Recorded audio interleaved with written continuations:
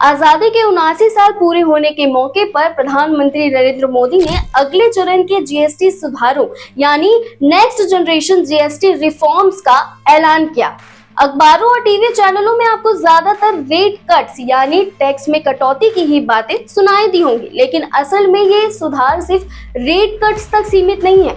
इसमें ऐसे बड़े बदलाव होने वाले हैं जो आने वाले समय में कारोबारियों, मैन्युफैक्चरिंग कंपनियों और आम जनता सभी के लिए गेम चेंजर साबित होंगे। आज हम आपको सरल भाषा में समझाएंगे कि ये सुधार क्या है, क्यों जरूरी है और इनका असर किस पर पड़ेगा।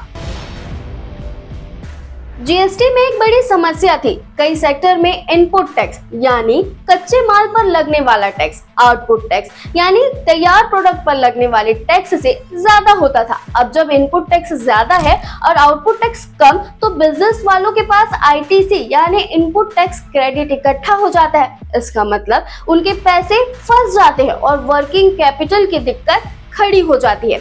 अब इस सुधार में सरकार ने वादा किया है कि इनपुट और आउटपुट टैक्स को अलाइन किया जाएगा। इसका सीधा फायदा होगा, बिजनेस का पैसा फंसेगा नहीं, कैश फ्लो बेहतर होगा, भारतीय मैन्युफैक्चरिंग और कॉम्पिटिटिव बनेगी। सबसे ज्यादा फायदा मिलेगा टेक्सटाइल, फर्टिलाइजर और ऑटोमोबाइल सेक्टर को।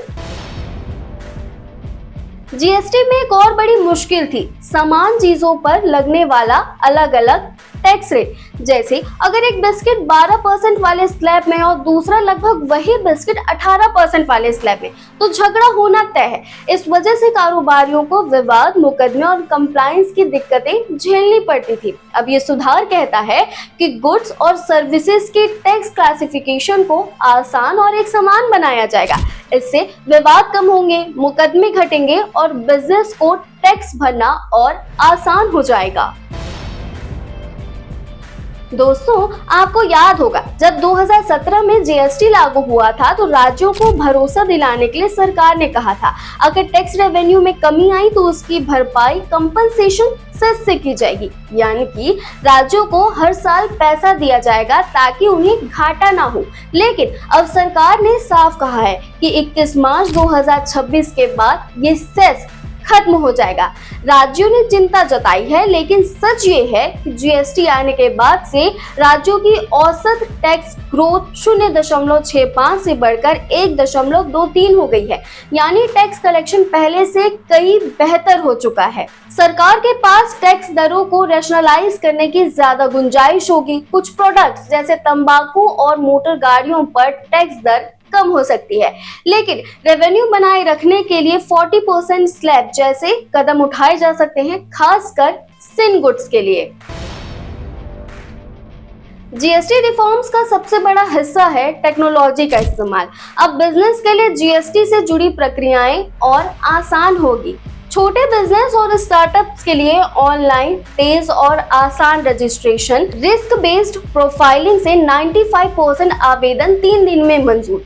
प्री फिल्ड जीएसटी रिटर्न्स, अब आपको हाथ से डाटा भरने की झंझट नहीं होगी, सरकार खुद ही डाटा पहले से भर कर देगी। रिटर्न्स में गलती या मिसमैच की समस्या घटेगी। एक्सपोर्टर्स और इन्वर्टेड ड्यूटी स्ट्रक्चर से प्रभावित बिजनेस को ऑटोमेटेड और तेजी से रिफंड भी मिलेगा।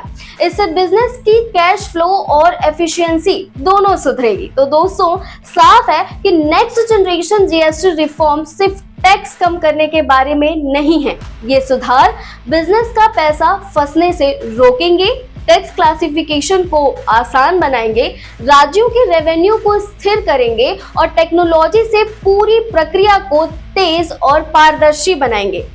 अब लेकिन विपक्ष यानी कांग्रेस इन सुधारों का विरोध कर रही है। याद दिला दे कि 2004 से 2014 तक वो खुद जीएसटी लाने में नाकाम रहे और 2017 में जब इसे लॉन्च किया गया तो उन्होंने बॉयकॉट भी किया।